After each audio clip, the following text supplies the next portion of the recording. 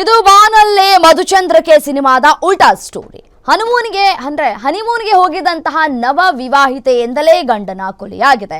ಹನಿಮೂನ್ಗೆ ಹೋದವ ಹೆಣವಾಗಿ ಪತ್ತೆಯಾಗಿದ್ದಾನೆ. ಪತಿ ಹನಿಮೂನ್ಗೆ ಮೇಘಾಲಯಕ್ಕೆ ತೆರಳಿದಂತಹ ಇಂದೋರ್ನ ನವ ಜೋಡಿ ಪತಿರಾಯ ರಾಜ ರಘುವಂಶಿ ಮೇಘಾಲಯದಲ್ಲಿ ನಾಪತ್ತೆಯಾಗಿದ್ದರು. ಹುಡುಕಾಟವನ್ನ ನಡೆಸ್ತಾ ಇದ್ದ ಪೊಲೀಸರಿಗೆ ರಾಜ ರಘುವಂಶಿಯವರ ಶವ ಸಿಕ್ಕಿತ್ತು. ಪತ್ನಿ ಸೋನಂ ರಘುವಂಶಿ ಕಣ್ಮರೆಯಾಗಿದ್ರು. ಇದೀಗ ಉತ್ತರ ಪ್ರದೇಶದ ಗಾಜಿಪುರದಲ್ಲಿ ಸೋನಂ ಪತ್ತೆಯಾಗಿದ್ದಾರೆ. ನಾನು ಗಾಜಿಪುರದಲ್ಲಿ ಇದ್ದೇನೆ ಅಂತ ಪೋಷಕರಿಗೆ ಕರೆ ಮಾಡಿದ್ದಾರೆ ಸೋನಂ. ಬಳಿಕ ಸ್ಥಳೀಯ ಪೊಲೀಸ್ ಠಾಣೆಗೆ ಶರಣಾಗಿದ್ದಾರೆ ಸೋನಂ. ಆಕೆ ನೀಡಿದ್ದ ಮಾಹಿತಿಯ ಮೇರೆಗೆ 3 ಆರೋಪಿಗಳ ಬಂಧನ ಆಗಿದೆ. ಎಲ್ಲರೂ ಸೇರಿ ರಾಜ ರಘುವಂಶಿಯನ್ನ ಹತ್ಯೆಗೈದಿರುವಂತಹ ಶಂಕೆಗಳು ವ್ಯಕ್ತವಾಗ್ತಾ ಇದೆ.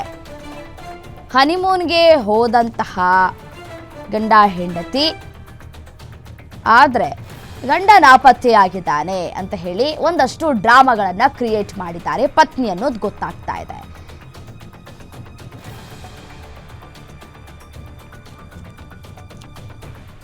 ಇದೇ ವಿಚಾರಕ್ಕೆ ಸಂಬಂಧಪಟ್ಟಂತೆ ಮತ್ತಷ್ಟು ಡೀಟೇಲ್ಸ್ ಕೊಡ್ತಾ ಹೋಗ್ತಾರೆ ಗ್ಯಾರಂಟಿ ನ್ಯೂಸ್ನ ಡಿಜಿಟಲ್ ಎಡಿಟರ್ ದಿಲೀಪ್ ದೂರವಾಣಿ ಸಂಪರ್ಕದಲ್ಲಿದ್ದಾರೆ. ಏನು ದಿಲೀಪ್, ಇದು ನಮ್ಮ ಹಳೆ ಕನ್ನಡ ಚಿತ್ರದ ಮಧುಚಂದ್ರಕ್ಕೆ ಅಂದರೆ ಬಾನಲೆ ಮಧುಚಂದ್ರಕ್ಕೆ ಸಿನಿಮಾದ ಉಲ್ಟಾ ಸ್ಟೋರಿ ಅಂತ ಹೇಳಿದ್ರು ಕೂಡ ತಪ್ಪಾಗ್ಲಿಕ್ಕಿಲ್ಲ. ಅಲ್ಲಿ ಪತ್ನಿಯನ್ನ ಕೊಲೆ ಮಾಡ್ತಾರೆ, ಆದರೆ ಇಲ್ಲಿ ಪತಿಯನ್ನ ಕೊಲೆ ಮಾಡ್ತಾರೆ. ಯಾವ ಕಾರಣಕ್ಕಾಗಿ?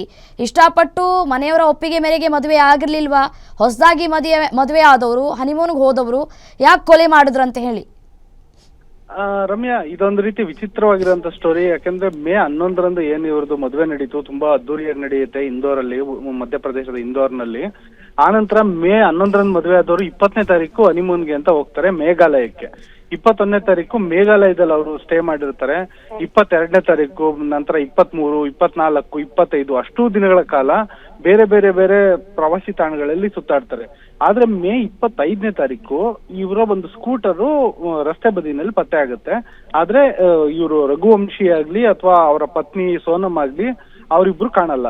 ಹಾಗಾಗಿ ಮಧ್ಯಪ್ರದೇಶದ ಸಿಎಂ ಏನ್ ಮಾಡ್ತಾರೆ, ಮೇಘಾಲಯ ಸಿಎಂ ಅವರಿಗೆ ಫೋನ್ ಮಾಡ್ಬಿಟ್ಟು, ನೋಡಿ ನಮ್ಮ ರಾಜ್ಯದ ಇಬ್ರು ಒಂದು ಜೋಡಿ ಬಂದಿದೆ, ನವವಿವಾಹಿತರು, ಅವ್ರಿಗೆ ಕಣ್ಮರೆ ಆಗಿದ್ದಾರೆ, ಅವ್ರು ಏನಾಗಿದ್ದಾರೆ ಗೊತ್ತಿಲ್ಲ ಅಂತ. ಆರಂಭದಲ್ಲಿ ಏನು ಅಂದ್ರೆ ಈ ದಂಪತಿಗಳಿಬ್ರು ನಾಪತ್ತೆ ಆಗಿದ್ದಾರೆ, ಅವ್ರು ಏನಾಗಿದ್ದಾರೆ ಗೊತ್ತಿಲ್ಲ ಅನ್ನೋ ತರ ಸುದ್ದಿ ಹರಡುತ್ತೆ. ಆ ನಂತರ ಯಾವಾಗ ಪೊಲೀಸ್ನವರು ತನಿಖೆ ಹಿಡಿತಾರೆ, ಶೋಧ ಕಾರ್ಯಾಚರಣೆ ನಡೆಯುತ್ತೆ. ಮೇಘಾಲಯ ಮೊದಲೇ ಗುಡ್ಡಗಾಡು ಮತ್ತೆ ಜಲಪಾತಗಳಿಂದ ಕೂಡಿರೋ ಪ್ರದೇಶ. ಅಲ್ಲಿ ಒಂದು ಶೋಧ ಕಾರ್ಯ ನಡೆಸೋ ಸಮಯದಲ್ಲಿ ಸಾಂಗ್ಡಾವ್ ಅಂತ ಒಂದು ಜಲಪಾತ ಇರುತ್ತೆ. ಆ ಜಲಪಾತದ ಕಮರಿಯ ಕೆಳಗಡೆ ಈ ಒಂದು ರಾಜ ರಘುವಂಶಿ ಏನ್ ಗಂಡ ಇದ್ದಾನೆ ಆತನ ಮೃತದೇಹ ಪತ್ತೆ ಆಗುತ್ತೆ.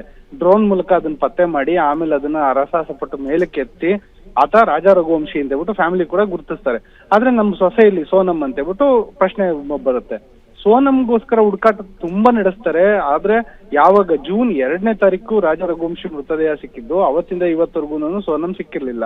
ಆದ್ರೆ ನಿನ್ನೆ ಅಷ್ಟೇ ಸೋನಂ ಇದ್ದಕ್ಕಿದ್ದಂತೆ ಉತ್ತರ ಪ್ರದೇಶದ ಗಾಜಿಪುರದಲ್ಲಿ ಸೋನಂ ಪೊಲೀಸ್ ಸ್ಟೇಷನ್ಗೆ ತಾವೇ ಹೋಗಿ ಶರಣಾಗ್ತಾರೆ.